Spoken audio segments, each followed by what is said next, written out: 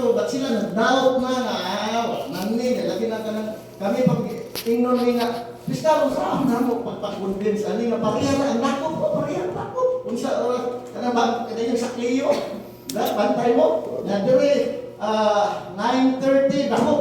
Kunya, at the same location, mga 9:45, dakot. Kunya, ana.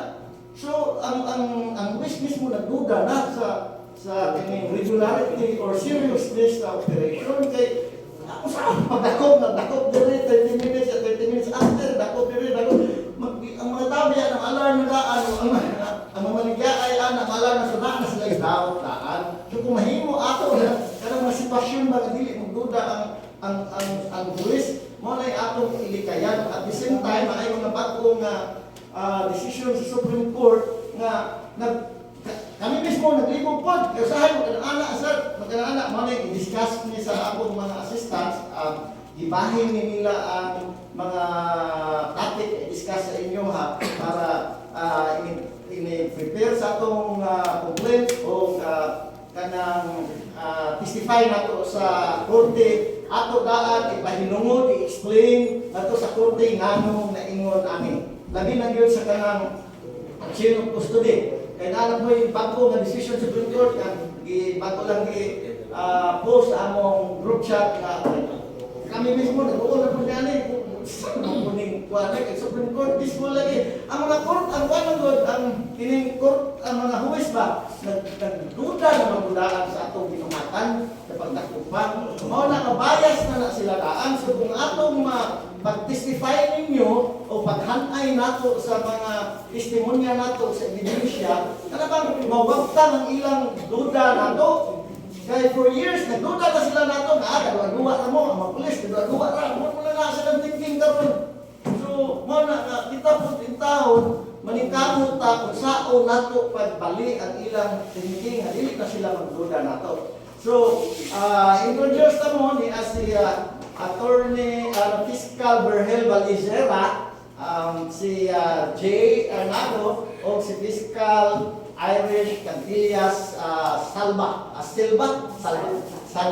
So sila maoy mo lecture ninyo, ako naka sila particular assignment kung sa ilang i-discuss ninyo. Now, ang ako lang last na message ninyo nga sa unang unod, sa katong present pa ko og witness, bago pa ko nga prosecutor, kanang naamoy schedule pagka-ugma, buntag, and then nag-operate na imo pagkagagiit. So, mana, akong ingnon ang kuhan nga, bigyan nimo kaya, okay, ito, ano di lang mo testify. Kuhan lang, kanang, say, mo sulti lang mo daan sa akong assistant prosecutor, mo manifest mo nga, bigyan ninyo kaya, kaya wag mo ito, okay. Mamana, usahay na magkabali-bali ng istorya.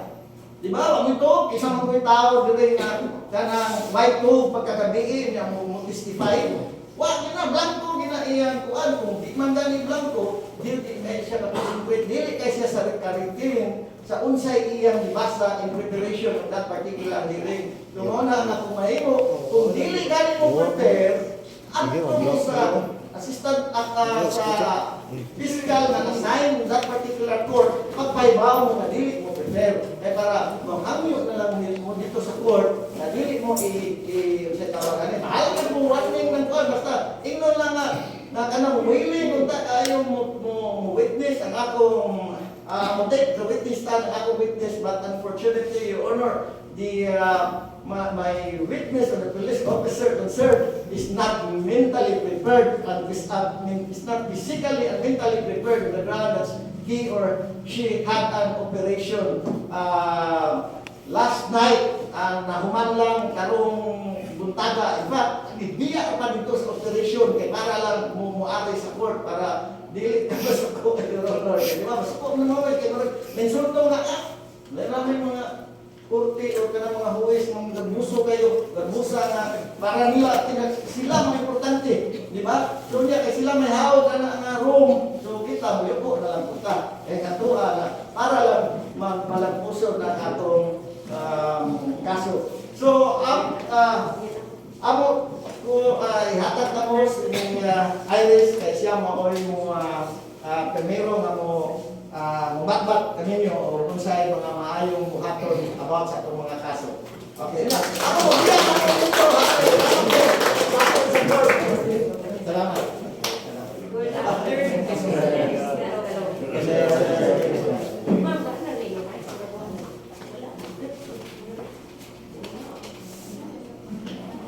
Good afternoon. So, mga ilang kong pasayang na kay di ubo sipon ko, pat nag-test ko gabi nag-attempt ako COVID. Pero nag-mask lang ko para to protect na. Kasi lang yung mga anak, hindi wala yung ko, ma'am. Kuan. Sige, so, I actually prepared a slideshow. We all did, pero mura buwak man tayo kuan. So, we will just discuss. I hope you can follow our discussion. I know, sa oras sa 1:30. Mura ka ng unholy hour, about yung week, palungka sa lumay. Kasi kahit kape mo din ang pagkatilas mo para follow mo sa ato ang discussion. So, ang atong topic karon is a prosecution of cases for violation of RA 9165. When City Prosecutor Zaragoza approached the three of us, ang una niyang giingon is the objective of this seminar is, sabi sa iyong giingon kanina, ensure conviction of cases for violation of RA 9165. So, when we learned about that, kami tulo, mura yung na ikuyawan ni kay it's a very daunting task. Isod kaayo na siya to ensure conviction because I am sure you know na bisag swito ta sa balaod, sundo na to by the letter kung unsay angay buhaton. Ultimately, again, payo sa inyo ni Prosecutor Zaragoza, our fate is in the hands of the judges. And I'm sure you know na ato mga judges, they have their own reputation na ay judges who are convicting. Kabaw mo kinsa na asa tayo judges na acquitting, kabaw mo kinsa po na. So, bisag sundo na to kanan, away na to buhaton, pangitaan kita sa iyo. So,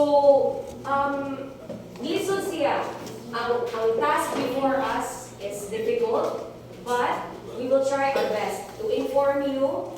We will give you legal basis based on law and jurisprudence because atong mga korte rely on jurisprudence or cases, Supreme Court cases. And we will also give our recommendation.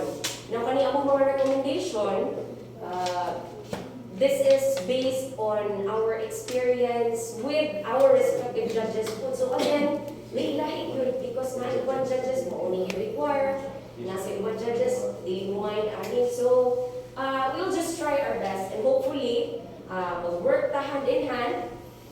Eventually, makuha rin nato ni nga, ma-ensure din nato ang conviction as much as possible. Okay, so, our flow of discussion, ang flow of discussion na to, among i-apply to your, in your balik kanang inyong point of view. So sa inyong operation, step by step, we will begin with the pre-operation. That is my task. And then next, we have the operation proper. So this is the actual bypass operation. And then finally, we have the post-operation. See, Prosecutor Arnado, may... Oh, no.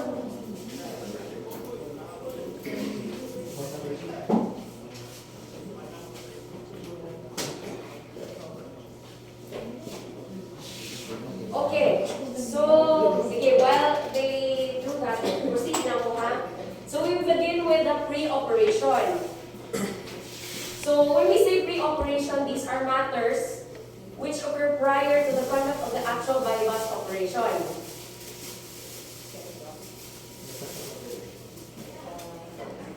Other. Okay.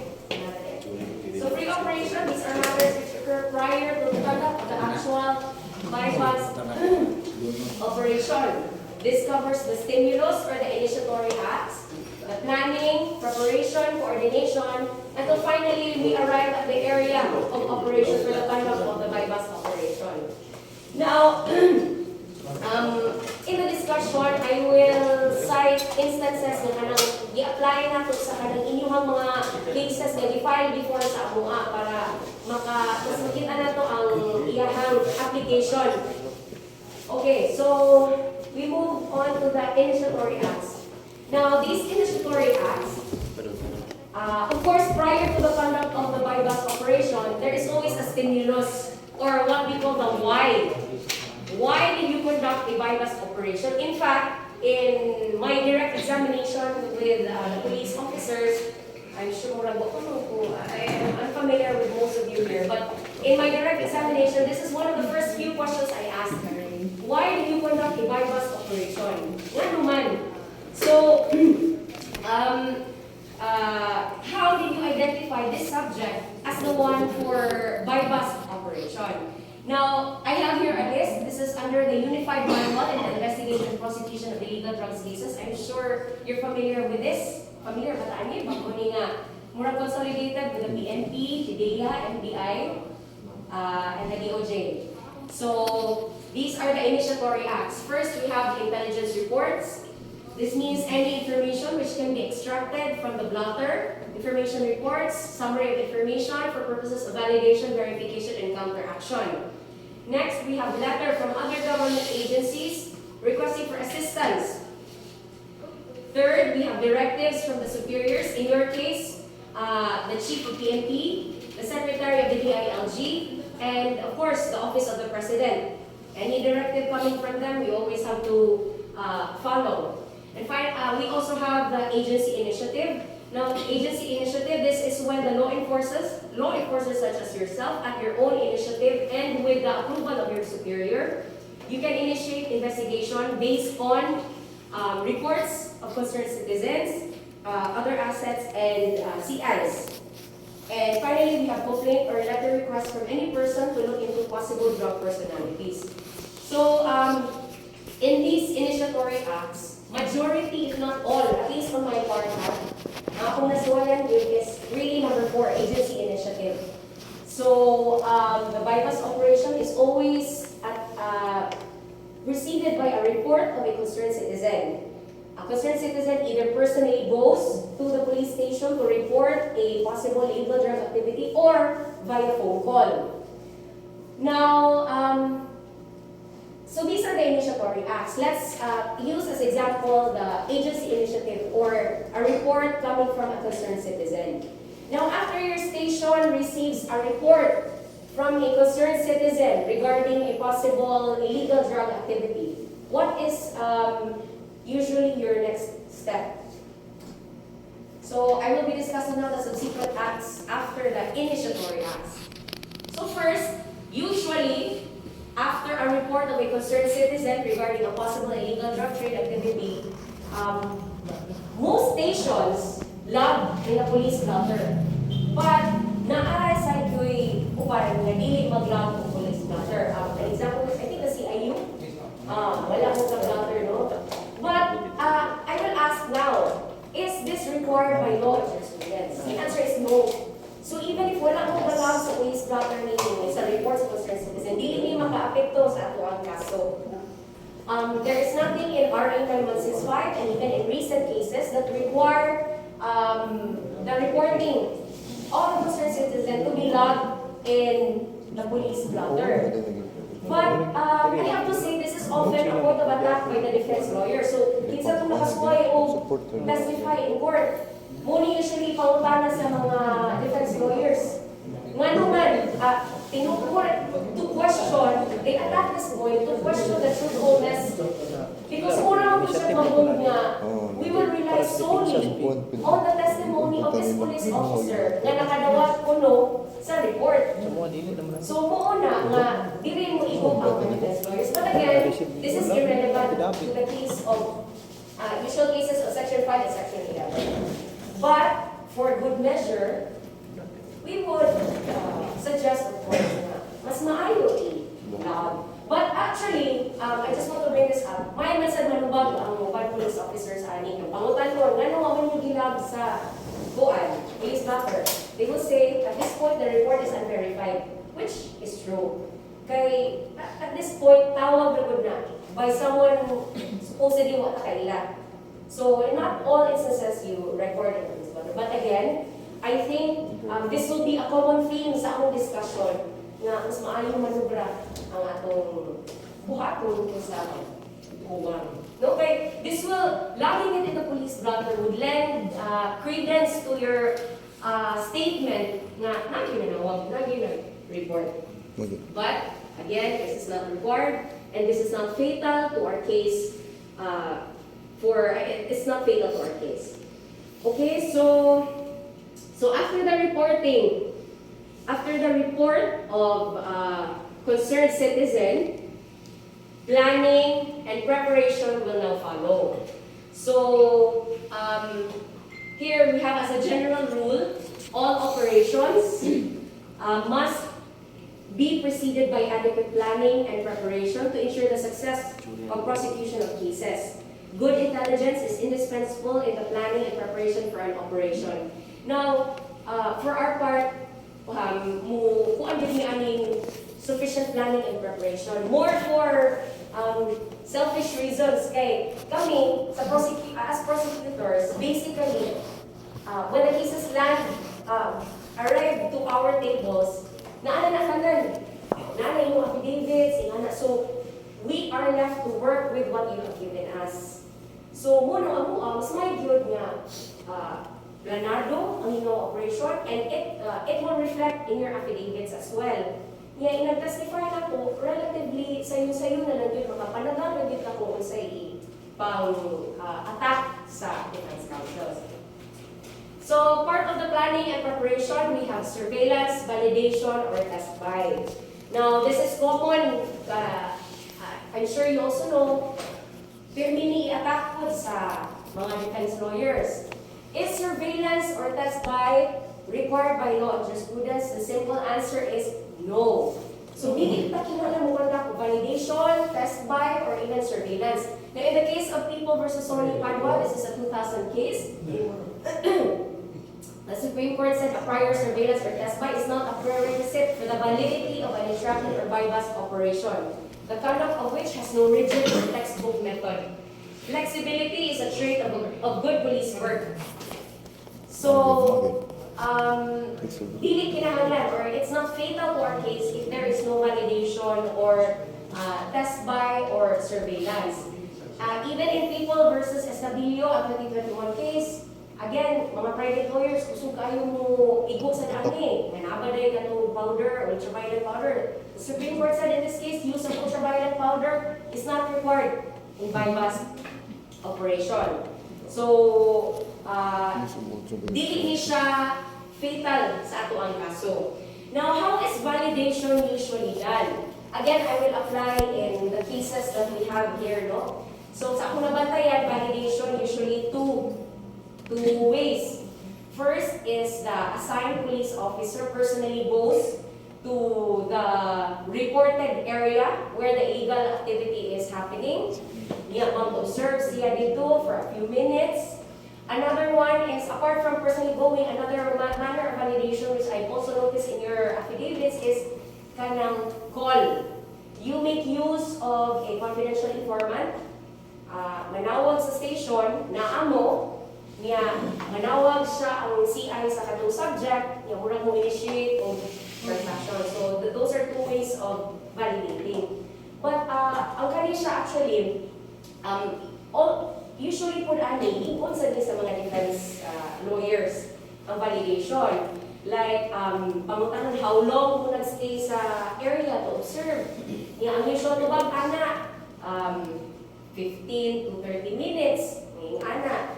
And then, kung sa inyong nakit-an, muna sila ang mga usual questions ha. And in fact, my judge also conducts clarificatory questions, mangutana sa siya ani. Kung sa inyong nakit-an, ngayong nakaingon man mo confirm nga naagoy palit, kaya ang inyong nakita ko exchange na ay mo adto, todol, ingana.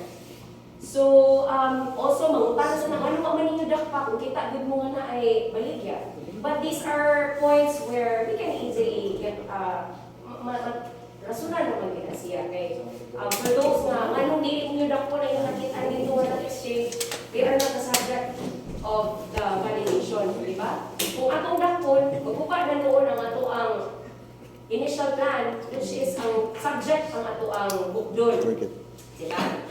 So, akaling phone call po, usual igon ani sa defense lawyers is naaba mo ikapakita nga nanawag yun si CI sa kuan. But of course, wala. Kaya ito ani, this is the confidential informant, which nasa iyang pangalan, confidential mo na, hindi na ito ma-divulge ang iyong pangalan, Identity. number. So, that is how we usually conduct validation. Napabamoy nila in manner of conducting validation? Murag mo usual ninyo, no? Personally appearing and phone call. Planning. So this is going back sa validation. Let's say na-confirm na nato na naagyod. This subject is really engaged in selling or in illegal drug trade. So we now proceed to the planning after confirmation and validation. So in the planning, a preliminary briefing, preparation of the bypass money, coordination with the DEA, coordination with the insulating witnesses. And when I say insulating witnesses, I mean the common three: the elected barangay official, media representative, and DOJ representative. Okay. Now, briefing. This is usually where the designation of team members and their respective duties are given. So, usual duties, we have the police poster buyer, evidence custodian, recorder, inventorer. Usually, isa naman na siya, di ba? We have the photographer, body worn camera, where sa body worn camera. Also have the PDEA coordinator. Sometimes, ilis-ilis, there are sometimes nga isa ka tao, dalhan siya o designation. And during briefing, we have the safety and security aspect of the operation, possible coordination with other law enforcement units, logistical and documentary requirements for the operation, including preparation of the bypass money, evidence bag, pens and markers, forms, masking tape, scissors, tarpaulin, and sometimes even weighing scale. So let's go back to preparation of the bypass money. Kani, contentious sa siya nga area. Diri, kusog sa mo igo ang defense ani, and usually, morning ang ilang igo. Unexplained gap between the drugs recovered, the weight, and the money, the bypass money. So in this case of people versus pindutan, the unexplained huge gap between the value of the illegal drugs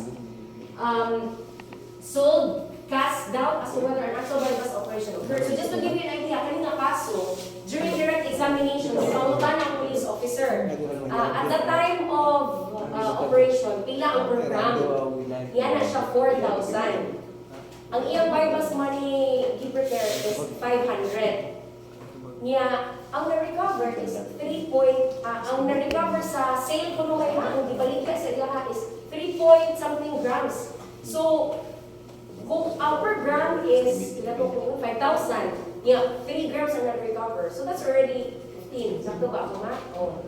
15,000. Niya, ang iyang giandam 500 na. So kani siya, dako kayo ang gapa. Muna nga niya ang Supreme Court, mura dili ni katubuan kay layo kayo ang gap. Also, the realistic use of poodle money. Kasuway sa kuaning usually ang inyong gamiton kung for big wads of money, Manila paper. Diba? Na-cut out into kuan size sa kwarta. Now, if it were, I think depende niya siya, iigo mo niya siya sa PAW during the cross-examination. Okay? Ana siya nga, Manila paper, color, ana, light brown, murag ani sa chair, di ba? Yeah, ipatuwan ko no, genuine 500 peso bill. So, yan ang PAW nga, klaro man, when asked, gigon sa paghatag, folded ko no, baga, folded. So, natural, kung folded, di ba, murag uneven ang paper pag sa PAW. So, mo to niya na, murag ni cast ang doubt ang PAW nga, unbelievable nga, nagdawat, dili mabantayan niya, iwi pa yun ang pagka-gunting. So, this is something we have to watch out na kung magamit ang mga money ka ng realistic food. Kaya para dili sa kadula-duda ba? Another one is, wala sa the record sa police blotter ang bypass money. Kaya usually, di ba, when we prepare bypass money, we have the marking, and the serial number. So, but is this fatal? Wala na to be record. Again, no, in People versus Alunan, the fact that the marked money was not recorded in the police blotter before the bypass operation is not fatal to the case. So, part again of the planning and preparation, we have coordination with PDEA. Now, again, the question is coordination with PDEA required? In People versus Eduardo Balikio, the court said no. Prior coordination with the PDEA is not a condition sine qua non for the validity of every entrapment operation conducted by police authorities. So, dili, isabuha mo ka-coordinate with PDEA, dili siya required. However, we have to go back to the Unified Manual, and I think even in your POP, di ba? In the Unified Manual and the Investigation and Prosecution of Illegal Drugs Cases, it provides that the PNP, NBI, and other law enforcement agencies shall, as far as practicable, coordinate with PDEA. Now, kung sabi as far as practicable, means that prior coordination may be done, practiced or accomplished when feasible or possible. So again, as much as possible, we coordinate. But there are exceptions. In remote places where coordination is not possible, let's say ang operation is in Bukid, sa Kenan, kana. When coordination will compromise the lives of police operatives, informants, and witnesses. When coordination will hinder the apprehension of drug suspects, and when prior coordination will compromise the entire police operation. But if you cannot do pre-operation coordination, in all the above instances, post-coordination. So after reporting na with PDEA. Okay. Coordination with PDEA. Okay. So after coordination with PDEA, we have the insulating witnesses. Now, kani insulating witnesses, medyo contentious na sa siyang area. Kaya even ang Supreme Court, gabali-bali yun ani. And we've had several cases na na-dismiss because non-compliance with the provisions or rather what is required for insulating witnesses. Now, ang question with Annie actually, kinanglan ko namin, at what point during the operation are the witnesses required to be present? Kano saan sila kinanglan? Are they required to be present during the briefing? Are they required to be present during the arrest? Or during the inventory? Now finally, in the case of Mario Nesperos versus People, na settle na yun finally, kay kanina ba yun kayo sa ulo po. This is a 2022 case. The mandatory witnesses are not required to witness the arrest and the seizure or confiscation of drugs or drug paraphernalia. They need only to be readily available to witness the immediately ensuing inventory. So, before, in the case of People versus Kumawis, mo usual ikuan sa mga sa defense, ingon sila nga dapat ang witnesses present na at the time of arrest. So at the time of kanang atag ng signal o rush up na, dapat na ang mga isolating witnesses. So karon deklaro na sa Pero dili, not at the point of arrest, but rather they have to be readily available at the ensuing inventory. So the Supreme Court directly cited People versus Tumawis. We are not unmindful of the fact that the presence of the mandatory witnesses poses a serious risk to their lives, which is true. Liman ka mo require ka sa civilians. These are civilians, di ba? Mo require ka nila nga mukuyog o brush up during arrest. Kakayaw, anak. So finally, una din ang Supreme Court. They are not required to witness the arrest and seizure or confiscation of drugs. They need only to be readily available to witness the ensuing inventory. So it's at the inventory where their presence is required. Pero in fairness, kabantay na sa inyo ang mga affidavits, ang insulating witnesses, they even join the briefing, di ba? Apilo na nila during briefing. Or naa sila sa pre-briefing. First briefing with just the police operatives, and then prior to jump off, meet ang mga witnesses, which I think is also good. Pero during testimony, I think this is, you have to learn to, kung pautan mo sa briefing, malibong na noon. Ang important kung which briefing ang i-mention, briefing for the conduct of a bypass operation or the briefing with the witnesses. So you have to delineate which briefing kung there are two or more. So this is settled kay libog sa na siya. And then, finally, once nahanay na tanan, there's coordination with PIDEA, investigating witnesses, prepared ng documents, we have the initial contact with the subject. Now, this is when the police poster buyer gets in contact with the subject in order to express his intention to buy the illegal drugs. Now, dili kaayo ni siya, excuse me, wala kaayo ni siya na stress yung